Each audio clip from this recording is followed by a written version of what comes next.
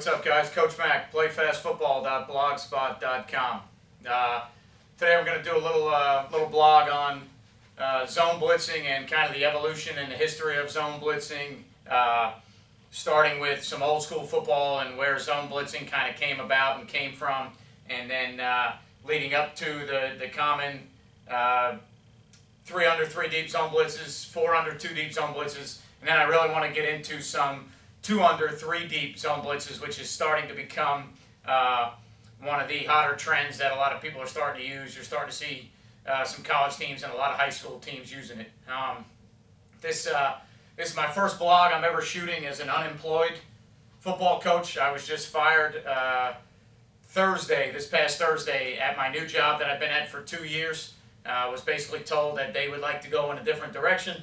So, you know, if this blog has a little bit more heat to it, or I'm a little bit more excited or animated, you know, that's probably a good thing. I'm really chomping at the bit right now to get my next opportunity, and you know, feel like was kind of done a little bit wrong in a small town situation where they don't feel like I fit in over here. So, a little bit amped up to get to my next spot and you know, see what we can do from there. So I'm also going to look at it from a little bit different perspective. Instead of talking about it 4-2-5, I may look at it a little bit from a 3-3 stack perspective from an odd front. I'm really interested in looking at some odd stuff, some 3-4 stuff, and some 3-3 stack stuff. So I'm going to kind of draw it up by ear today. We're not a 3-3 stack team, so I'm just going to draw up some things I think you could do possibly out of the 3-3 stack. But the main premise of the blog is going to be zone blitzing, the history of it, where it came from, how it got back in vogue from where it was, and then we're going to get to 3 over 3, 2 over 4, and then 3 over 2. All right. Originally, what I got on the board right now is I got 2 back 21 personnel drawn up, and I've got it to an old-fashioned 5-2 defense, what I would call a 5-2 or a 52 monster defense, where you've got the rover or the monster, all right, set up to the strong side, tight end, flanker side. All right. So when you go back to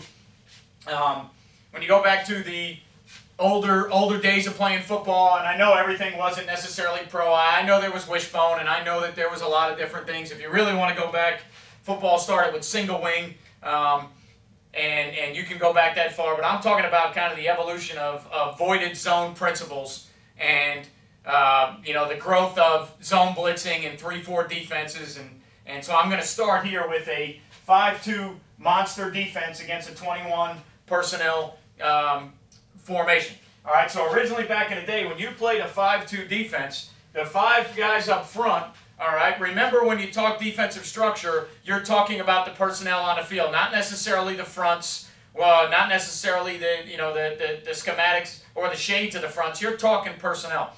So in the old-fashioned 5-2, you were playing with 5 down linemen and 2 inside linebackers, and then you were typically playing with, you know, 3 to 4 DBs, maybe 3 LBs, depending on what type of a player your monster was. But your monster always went to the strength, all right? And your 5 down linemen, they were basically rush guys, okay?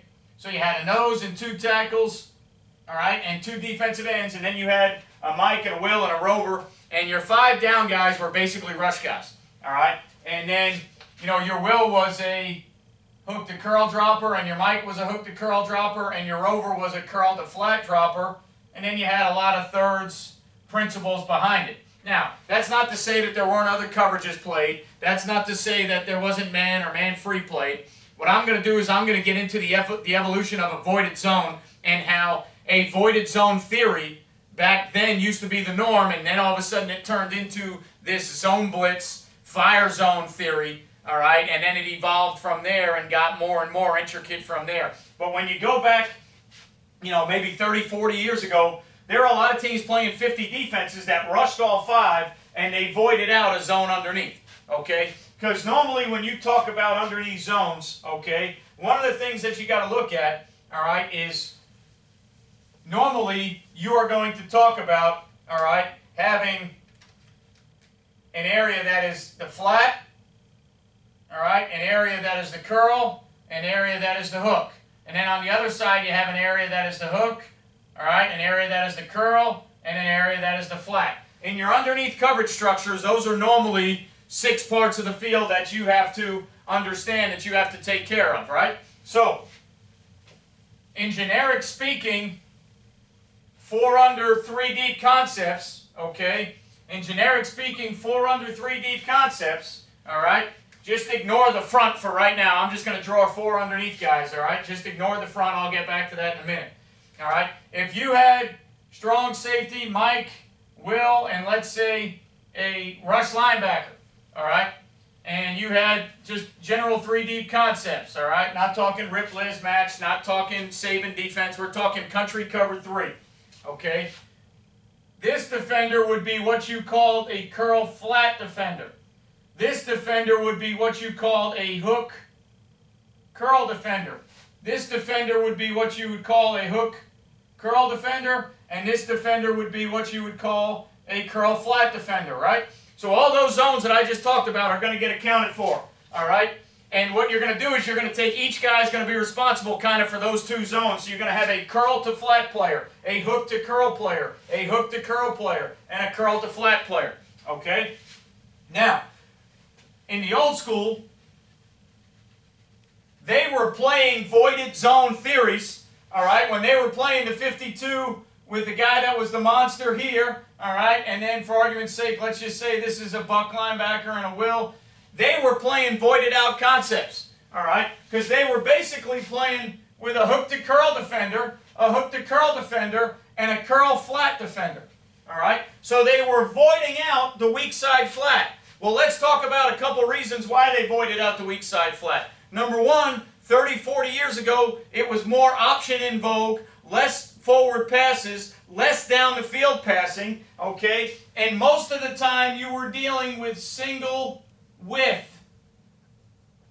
All right, so to the side away from the monster, you were dealing with single width formations. All right, so they felt like there were, not only were there less quick game throws, less run and shoot air raid principles, all right, less, air hard passing or like the New England Patriots system or the Bill Walsh West Coast. There were way less passing systems back then, and there were a lot of single width teams, so you could get away with voiding a flat. All right, so this area over here would be a voided flat.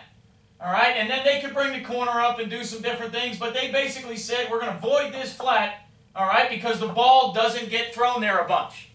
Okay, so old-fashioned 50 teams started off in a 5-2 monster defense. Remember that movie with Tom Cruise, All the Right Moves or whatever, and it was the Amp-Pipe Bulldogs? And he would get in the huddle and say 52 stack monster, 52 stack monster, ready, break. That's what everybody in the late 70s, 80s, everybody knew that terminology as a defense, 52 stack monster. Right? All right, so what started happening? Okay. Start to get into the evolution where you're starting to get more, okay, double width scenarios to both sides. Teams are able to start putting a second receiver, all right, away from the strong side. So now to the side you were putting the monster down, you have a second receiver out there. Teams are throwing the ball down the field a little bit more, the quick game. They're throwing air raid, run and shoot, West Coast, okay? Teams are starting to throw the ball more. So what's the first thing that happened? These 50 teams took that guy and they made him an outside linebacker, okay? They made that guy an outside linebacker, and now they had everybody where they wanted to, all right, in their coverage structure. They had everybody, they had 4 underneath guys, they had 7 in coverage. They were no longer going to rush 5 and drop 6. They weren't going to void out any zones, all right? This team had double width.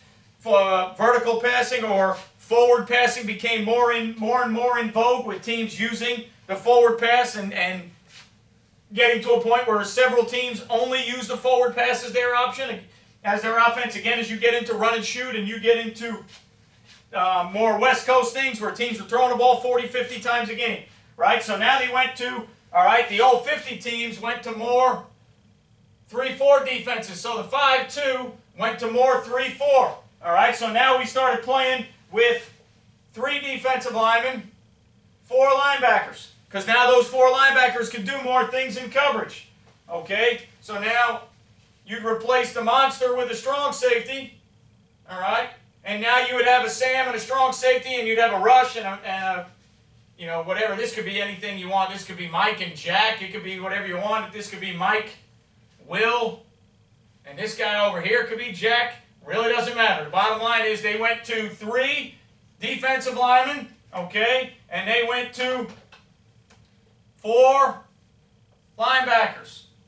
Why? Because the 4 linebackers that were standing up were more versatile. They could drop, they could rush, they could do more things, and now you didn't have to worry about voiding out a zone. Okay, you didn't have to worry about voiding out a zone. You could cover all the zones. All right? Then, all of a sudden, in vogue again, okay, somebody comes up with the term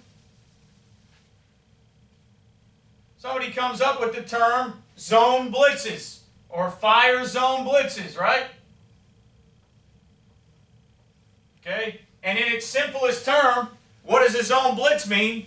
A zone blitz means you're adding a 5th guy to the pressure or a 6th guy to the pressure and you're playing zone coverage behind it. Because for the longest time, anytime somebody added a 5th or a 6th rusher, they usually played man-to-man behind it because you didn't have enough guys to play zone. Okay? So what became in vogue next? All right? What became in vogue next was zone blitzes. Blitzing, adding a man to the pressure, sending a 5th rusher, and playing a voided out zone concept. Okay? But what they had to do was they had to find a way to be able to match all the receivers in those voided zone concepts so that the offense, all right, couldn't sit there, pick the blitz up, or the 5th guy coming and pick apart the defense. All right, so here's what they did. And again, I'm gonna mess around and do it at a 3-3 stack just because it's something that, you know, I myself want to, all right, it's something that I myself want to look at, all right, and it's something that I'm very interested in doing at my next stop, wherever that next stop may be. So I'm going to look at all these things from a 3-3 stack perspective. Okay, so what did they end up doing? All right, they ended up going to 5-man pressures. All right, they ended up adding in 5-man pressures, all right, and adding a 5th guy to the rush and then playing zone coverage behind it. Okay, so what did you end up getting? You ended up getting some type of, all right, some type of system where you were getting 5-man pressures, all right, with some type of 3 under, 3 deep behind it. So for argument's sake right now, let's just say the 5-man pressure was some type of pinch, all right, some type of pinch with double edge pressure coming, okay? So now what they had to do was you had 3 underneath droppers, okay? You had your Sam, your Mike, and your Will. They were going to become underneath droppers, all right? They were going to become underneath droppers, all right? So now what you had to do is you had to find a way, all right? You had to find a way to take away what the offense could do with those 3 underneath droppers, all right? So what you did is you took one of those droppers, okay, and you made him a seam, curl, flat defender, right? You took the next dropper and you made him a 3-hole middle dropper. You took your other dropper over here and he was seam, curl, flat. Your corner was deep third, your free safety was middle third, your corner was deep third. And you could midpoint 2 receivers, do whatever you want. That's not my topic today, is how to play that. My topic is where it evolved from. So 5 guys in the pressure now, right? So sending those 2, him there, 5 guys.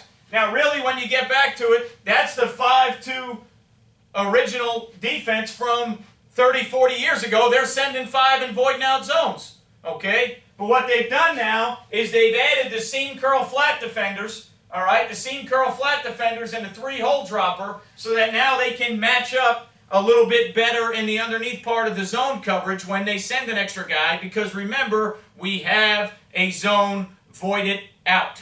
So guys can get open, okay? So what did this evolve into, okay? Well, it evolved into, all right, a seam curl flat players playing what's called match, carry, deliver, okay? So the seam curl flat players became match, carry, deliver, MCD players, okay? What does that mean? All right, that means I match number 2 out, okay?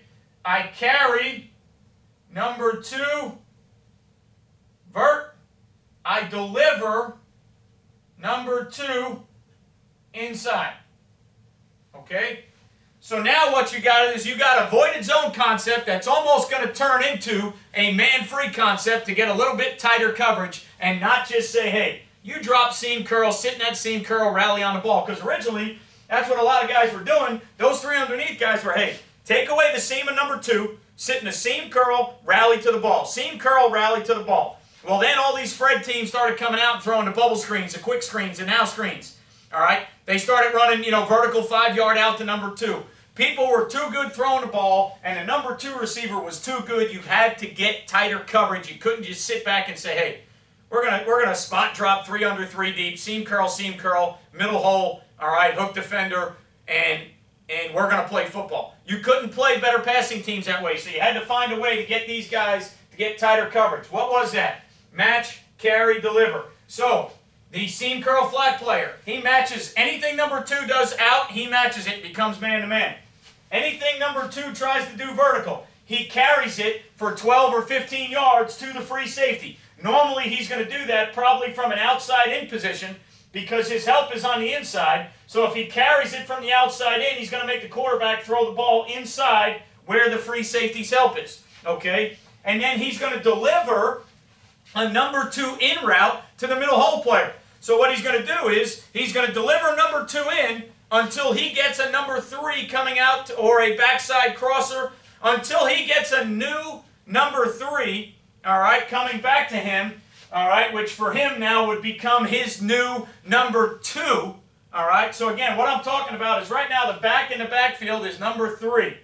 This is number 2, all right. So when you draw it up, this is 2 and this is 3, okay. So the Mike linebacker's dropping off of 3. The seam curl flat guy plays match, carry, deliver on 2.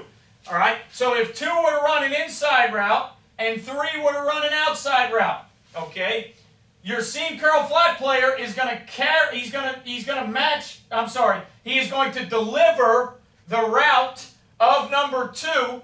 He's going to deliver it to the 3 dropper because the 3 dropper is going to drop to the side that 3 opened to. So now he's going to deliver the route of 2 to the 3 dropper, and then he will pick up the route that becomes the new number 2. So he delivers the inside number 2 route to the mic, making sure that the 3-hole dropper has come his way. So now he delivers it to the 3-hole dropper, okay? He delivers that to the 3-hole dropper, and then he picks up the new 3 coming out, okay? He picks up the new 3 coming out. Now, it is not that simple to teach. There are all sorts of nuances that you got to understand, because this 3, when this kid comes in, this 3 may be working this way. And now your 3-hole dropper is working away. So when you go to deliver that route to your 3 dropper is nowhere to be found. So that delivery, you may have to stay on the delivery of that route. All right? And it almost may become an inside man theory because you may stay on the delivery of that route because you don't have anybody to pass it on to. Okay? Because maybe over here, 3 went out that way and this tight end started coming in here and now your Mike picks up the 3, all right? Your seam curl flat delivers the 2, all right, and then gets himself in position to play 3 out, which would now become, all right, possibly the new number 2. All right, so that's how, all right, as you progressed to 3 under 3 deep stuff, getting it to be match, carry, deliver, to where now you could send 5-man pressure. Okay, you could send 5-man pressure, all right? You could send 5-man pressure, and you could play zone concepts behind it, and you could end up with some type of tight coverage, all right? Even though you're playing a zone concept, you could end up with some type of tight zone coverage to play your fire zone or zone blitz concepts, all right? So that it wasn't just spot dropping and the quarterback's picking windows and throwing, right? So again, what you'd end up with is in 2-by-2 situations like this, okay? 2-by-2 situations like this, and you wanted to bring one of the most famous ones, you wanted to bring America's Blitz, all right? And long stick this, all right? And now maybe come down with this stack here this strong safety off the edge here. You spin that free safety down, you pull that weak safety to the middle, okay? Now you've got a stack guy that's out a little bit, and now you're working, okay, seam, curl, flat, and his rules are M, C, D, all right? And now your free safety is seam, curl, flat. His rules are match, carry, deliver. There's your 3-hole dropper, okay? Here's your deep middle guy. There's a third. There's a third. So now you got America's Blitz out of the 3-3 stack, all right, to a 2x2 team, and you put yourself in position to play match, carry, deliver so you can get tighter coverage, all right, on those receivers. Your corners can go up and show press. They can bail, all right? A lot of nuances into teaching 3 under 3 deep, all right? This is a brief explanation to kind of give you a understanding of where zone blitzes came from, all right? You've got to teach these things and work the routes and work the concepts over and over again, all right, so that if you get an air raid team, all right, and the air raid team is going to put 3 out here, but then they're going to run mesh underneath with these 2, okay, mesh underneath with these 2. Now your match carry, your deliver guy is going to have to understand how to deliver this mesh route into the 3-hole dropper dropping away. Your match carry deliver guy here is going to deliver the mesh route into the 3-hole dropper and then pick up the new 3 coming out because he's the new 2, all right? And then how you play off the mesh on the backside of your match carry deliver and your 3-hole player. A lot of nuances, a lot of intricacies involved with how you do that, all right? Takes a lot of time, a lot of work, a lot of effort to be able to play voided zone 3 under 3 deep concepts. But it's a great concept to play because you're sending a 5th rusher, and a lot of times when you send a 5th rusher, especially 2 from the same side, the quarterback likes to take that ball and throw it real quickly or throw it hot, all right, so that it comes out of his hand real quickly. And now that it comes out of his hand real quickly, okay, we've got it to come out of his hand, and at the same time, we're ready to play zone coverage because we're playing what is going to end up becoming more of a man concept, but we're playing match, carry, deliver. So initially, we're starting off with, all right, zone intention. So if that ball comes out of his hand quick, we're ready to make a play. All right? Now, the next thing that teams got to, when they started to have some trouble, okay, people started realizing a lot of the times that when the zone blitz became prevalent, a lot of teams, a lot of offenses started realizing that the ball out quickly to the flat, the ball to your athletes in space, you could block up the seam curl flat player and throw bubbles. So a lot of guys started realizing on offense how to take advantage of the zone blitz stuff. Okay? They started figuring out how to get the center to turn and declare the protection, watching a lot of film. All right? So the next thing that evolved, okay, was 4 under 2 deep. Okay? 4 under 2 deep. All right, which is a 2 deep concept. We're going to void out a zone. We're going to send 5 and drop 6, so we're short a zone somewhere. But we're going to play 2 deep coverage, but we're only going to play it 4 under 2 deep. So we're going to be, all right, a man short from traditional 5 under 2 deep, right? Because if the offense can get 5 players out, all right, and they have 5 players out on 4 underneath coverage players, somebody should be able to get open, right? So they can get 5 guys out on 4 underneath coverage players, somebody should be able to get open, all right? But the idea is we're going to mix this in as a change-up because if you think that every time we pressure, we're 3 under 3 or 3 over 3, okay, and you think that you can grab the ball and throw the bubble or throw the field side hitch or throw the field side out, the out cut with a vertical by 1, 5-yard out by 2, whatever it may be, we're going to change the coverage up now. We're still going to be a zone team. We're still going to add, all right, a 5th rusher on while playing zone coverage behind it, okay? So what we got to now, all right, is we got to some type of 5-man pressure. All right, but now what we're going to play is a trap technique with a softer corner. Okay. We're going to play a deep half technique with the safeties. We're going to play a trap technique with the corner where we play the corner maybe 5 or 6 off, like he's going to play a deep fire zone, like he's going to play a deep third in our blitzes. But then we're going to sit him real soft and inside, all right, inside of those number ones. So we're going to take away the quick throw to number 1. We're going to take away the bubble screen to number 2. Okay? We're going to take away the slant shoot route where you think you can get it out in that window where you got slant by 1, arrow, or shoot by 2. We're going to take those away by sitting with an inside corner trap player here.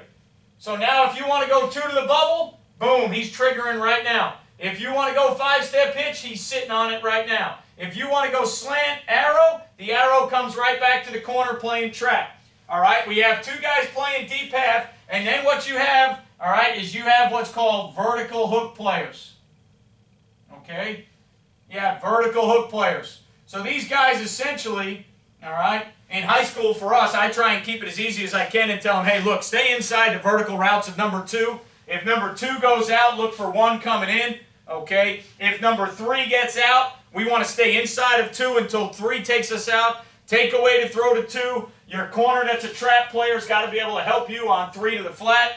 All right, so we just tell them, look, take away the vertical hook of number 2. Take away the vertical inside looks of number 2. All right? Take away those vertical inside looks of number 2 that the quarterback can get rid of in an intermediate passing situation. Because remember now, we got a 5th guy coming. We got something drawn up where we're getting some type of blitz, and when it's from a 3-3 stack look or a 3-4 odd look, the pressures and the movements, all right, become a little bit more dynamic than they do from the overfront, all right, and that's why I've been looking and studying a lot of odd stuff, because I think at my next job, I'd like to be an odd front team because I think odd front is different, and I think odd front is more dynamic. I think overfront is a little bit static, and I think it's becoming the norm, and odd front is something that I want to get into for a lot of reasons, okay? So I'm really fired up about studying odd front stuff. Don't know if it'll be 3-4 or stack, but I think all things are possible. So now out of that 3-3 stack look, you get a nice little cross blitz. I'll bring this stack guy in the A gap, my guy over in the B gap here, bring the nose away from it, jet the 5 there, all right? Now in the run game, you really have an extra. Your will's got to fall in, B gap here. Your strong safety's kind of extra because you're gapped out on this side. And then you have soft corner trap players playing D gap. So if you're getting any zone read, option, zone bubble, you got guys sitting out here trap, all right, playing your trap coverage, sitting hard. And then what you got out here is deep half players, okay? Now, where are you going to be vulnerable here? You've got to get some real great play by your vertical hook players, because if you're going to play these corners as trap players, you're going to get free release here, you're going to get free release here, okay? So not allowing free vertical release from number 2 is huge from those vertical hook players. They have got to try and get hands-on and carry those vertical hooks, all right? You got to get hands-on and carry those vertical hooks, and then they got to be looking for the beater, all right? What's the beater? Vertical there. All right, and now you get the dig or the 10-yard in route by number 1. So you got to work to coach the beaters. All right, that'll be one of the things that'll hurt you. Vertical hook, carry it too far, 1 comes back on the dig. Okay, so you got to understand the types of things that can beat you. All right, you got to understand the types of things that, all right, are going to beat you in those scenarios. But that is where you become a little bit weak. All right, you become a little bit weak in that scenario. If you think you're playing a team that's a ton of 4 verts, and you think you got them on a down and distance where you can play a better coverage, you can go ahead and play these guys back here. Okay, and to each side, you can go ahead and play your regular palms coverage to each side. Okay, you can play your regular palms coverage to each side because you still have 3-on-2 wherever the back gets out. All right? The issue now, though, if you were trying to play palms, is if 3 got out and 2 went under, you're going to put a lot of pressure on that guy sitting right there. He has to now understand, all right, that he can't allow 2 to cross his face because, all right, in this situation here, all right, I'll draw it up the other way for you. if 3 were to get out that way, all right, if 3 were to get out that way, you don't have that 3 dropper anymore in a palm situation. So now you'd have to hug and hold, all right, and almost match the inside routes of 2 because you don't have anybody to pass it to anymore. You're missing a 3 dropper inside to pass it to. Okay, so sure you could play palms with your corner and safety so that if you got verticals, it's man. If you got 2 to the flat, corner jumps and weak safety goes to 1. The problem is you don't have that 3 defender, all right, so that if 3 works out and your strong safety now has to widen to 3, nobody can play 2 coming under. Okay, all right, so you could get away with palms coverage, but you would have to tweak how you do it a little bit. So normally what you would see, all right, is go ahead and play a hard cover 2 and funnel these outside receivers in, all right? If it's 3rd and 8 or 3rd and 10 and they're a big 4 vertical team, funnel the outside receivers in, force this guy in here, all right, vertical hook, reroute him, and bring these 2 routes together to where your weak safety on the deep half has a chance to play. All right? All right, so you get into a situation where you have a zone blitz that is now 4 under, okay? It is now 4 under, 2 deep. All right? It is now 4 under, 2 deep. Great against 2x2 teams. All right? It's actually excellent against 2x2 teams because you take all the throws. Let's look at, all right, one of the ones you see. You'll see the Steelers and a bunch of other 3-4 teams do it. All right, you get that inside crossfire now. All right, where maybe you're going to jet the 5s here. You might long stick the nose one way or the other. All right, or you bring the nose maybe a 2-gap move to a B gap, or you can leave them in the A gap right here, just like this. And now you're going to go some type of inside crossfire with your Mike and your Will. All right, and now you're going to play, all right, trap, vertical hook, right, half, and half. All right, trap, vertical hook, half and half. So now what you've got is you've got 4 under, 2 deep. Voided out zone theory. Some people also refer to this as 2 over 4. Okay? All right, so the evolution goes from voided out flat, bringing 5 in the old days. 3 under, 3 deep, where we voided flats out, but now we're playing some type of match, carry, deliver system to get tighter coverage. Now, because we're always 3 under, 3 deep, and they know where the weaknesses are, we evolve to where we are now 4 under, 2 deep, so we take away some of the underneath throws. We voided out, all right, some zones, but we've gone 4 under to where we feel like we can cover the underneath zones. Now, if the ball were to get deep in a 2 deep structure, all right, if the ball were to get deep in a 2 deep structure, yeah, you got to worry about this, and you got to worry about that, and you got to worry about that, okay? All right, and you're a man short, so you don't have a Tampa 2 dropper dropping down the middle so that you can push the safeties wide. Okay? So you're a man short, so you have some voided out zones a little bit deeper. But the deal is you're sending 5. So as you come up with a more exotic pressure to send a 5th rusher, you've got to hope that your guys can win one-on-one matchups and this guy doesn't have the chance to stand. If this guy can stand back there long enough, these guys will get open, doesn't matter what the coverage is.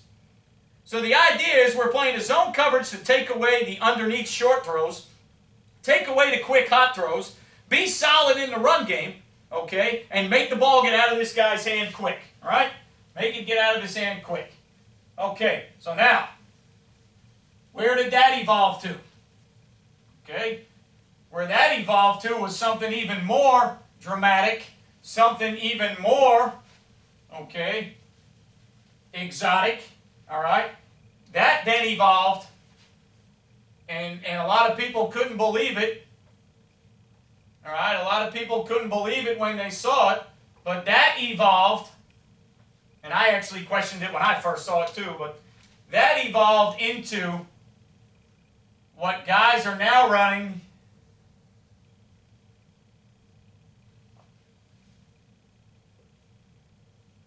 Okay? That then evolved into six-man hot pressure. Okay? All right?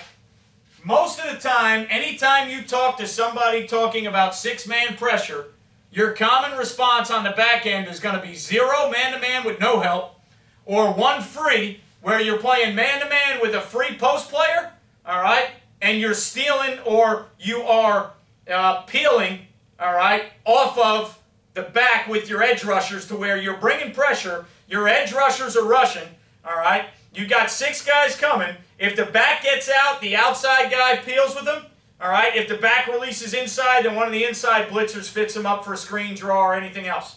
But you still have a post player in the middle. Where now what we're talking about is we're talking 6-man pressure with only 2 underneath zone droppers and 3 deep players behind it.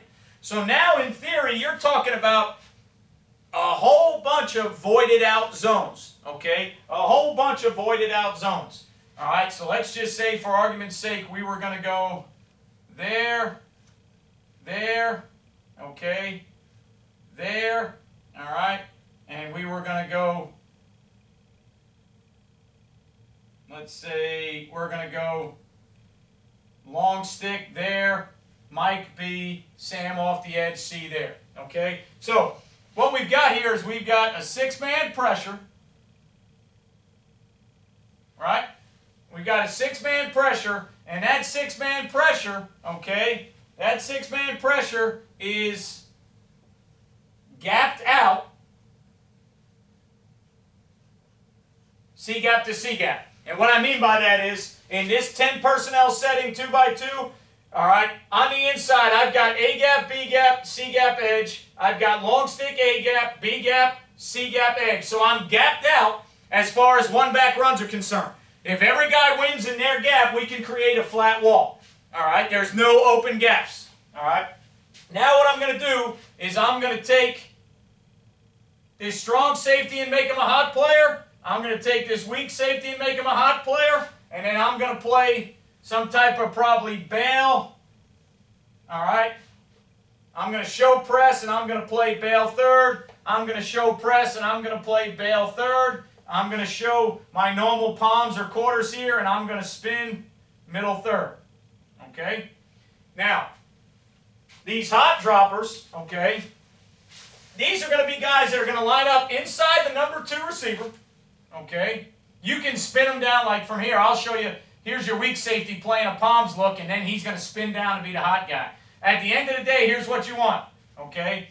You want these guys to be inside the number 2. Okay. Inside the number 2. All right. So you want them inside number 2. Okay. You want them about 6 yards off the ball. Okay. Never outside the hash. Okay. And never, let's say, 7 yards from the tackle.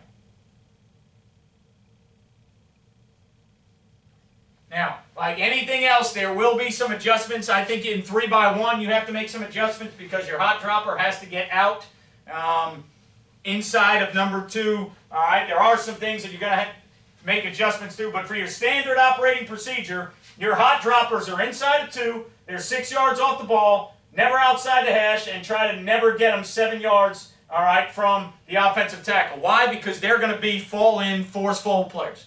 They're going to be your 8th guy in the 8-man front.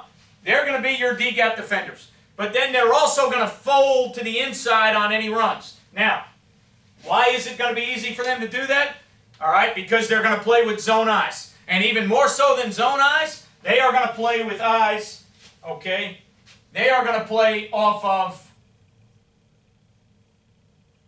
the eyes and intentions of the quarterback.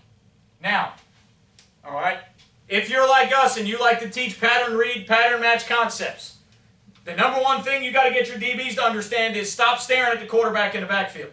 All right, at some point you've got to be able to read routes. So if you got to read 2, you can't read 2 by looking in the backfield. If 2 goes to the flat, you got to get to 1. So when you're teaching pattern read, pattern match, you have to understand that your guys have to know where to look. Then you have to progress to when you get your eyes back to the ball. Well, here's the great thing about this blitz, all right? And this is the way it was taught to me by somebody, all right, that I respect an awful lot.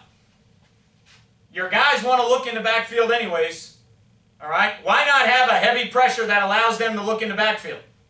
Normally, if you went six-man pressure, this would be zero. These guys would all be looking at receivers.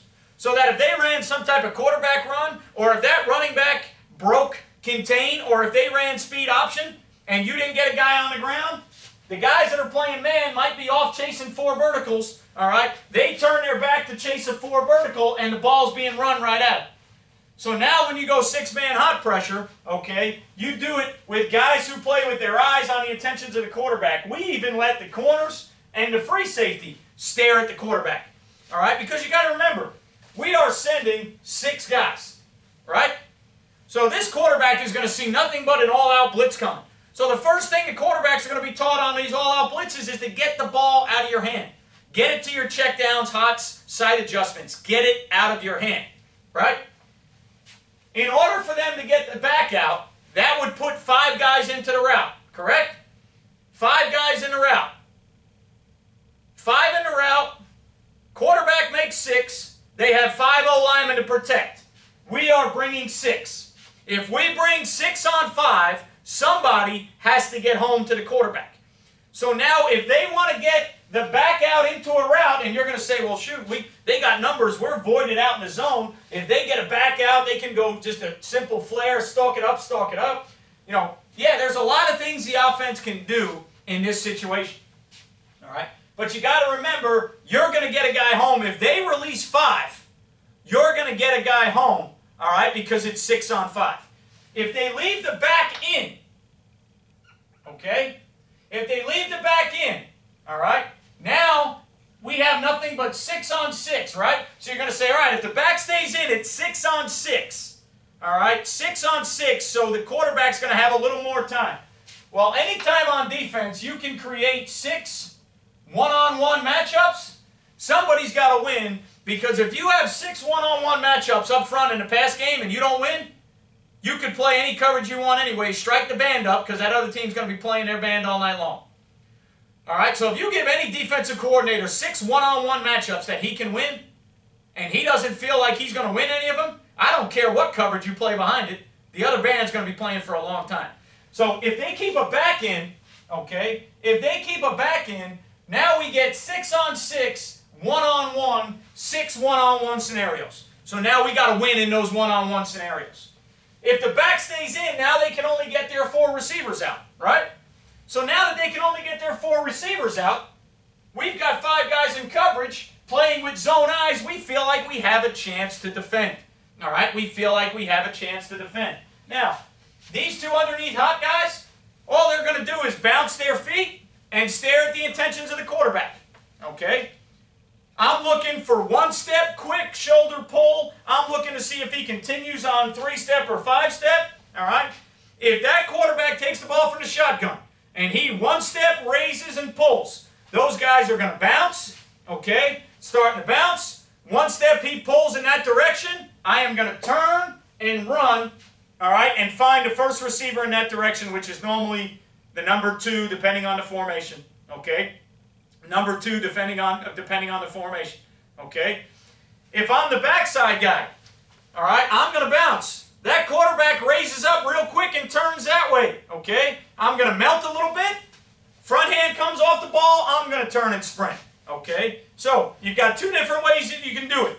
You can melt these guys with the quarterback's shoulder and then sprint them on the front hand coming off.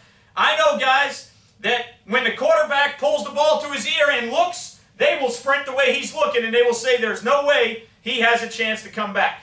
I know some other guys who feel safer melting when he looks, and then when his front hand comes off, that's when they sprint. Okay? Now, you've got to be able to teach guys front shoulder mechanics of the quarterback. Okay? Because if you're not reading routes and you're just breaking off of his intentions, the only way you have a chance to play is by understanding what his shoulder does. All right? So if I'm a quarterback and I want to throw the ball to the flat, my shoulder has to turn towards the flat. Okay? If I want to throw the ball in the curl, my shoulder's got to turn in the curl. If I'm going to throw the ball in the hook, my shoulder's going to stay more downhill in the hook. That gives the underneath player an idea where his break point's got to be. Because remember, this guy's going to bounce right here. If it's pass, he's not going to open and look at the route distribution of 1 and 2. All right? It's not pattern read, pattern match. If it's pass, he's going to bounce. And he's going to look right at that camera just like I am. Now, if that quarterback raises up real quick and turns one direction, you got two choices. Aggressively sprint both guys in that direction, or melt them in that direction until the front hand comes off the ball. Either choice is up to you. I've seen it done both ways. Okay? But the thing you got to understand when you're talking to your kids is don't look at routes. Okay? Because if that quarterback raises up and turns his shoulder one way, the guy on the backside of that opening up to the 2 receiver makes absolutely no sense, because if the quarterback is going to turn his shoulder in a direction, that's where he's going to throw. And in high school, a guy very rarely turns his shoulder this way and then is able to come all the way back across the field. Number 1, in high school, you don't see it. Number 2, it's a 6-man pressure. So when that guy pulls and turns to look here, by the time he turns to look back, yeah, there's going to be some guys open, but he's not going to get it off. The thing you have to sell to yourself if you want to run this style of blitz and coverage, here's the thing you got to sell to yourself. Guys are not open until the quarterback sees them and the quarterback delivers the football to the open receiver. Okay? You have to sell yourself on that. Because when you draw up formations, all right, when you draw up formations, you're going to draw things up and go, man, we're going to get killed on this, this, and this. All right? You have to sell yourself on the fact that this is an 8-man front versus the run. All right? Every player in coverage is playing with zone eyes, so we're going to get a ton of chances to break on the football and make interceptions. Okay? But they have to find open receivers, and the quarterback's got to find them, and the quarterback's got to throw. Okay? Now, let me just draw up for argument's sake, because I know it's the first thing that scared the crap out of me. All right? It scared me when I started to run it. And then I watched guys run it against me, and I watched them run it against me effectively, and then I bought in. Okay? The first thing I said right away is, how in the world are you going to play that defense to 3-by-1? Okay? If it's 3-by-1, are you going to check out? All right? Are you going to do something different? And the people I learned it from said, absolutely not. We are going to run it. Okay?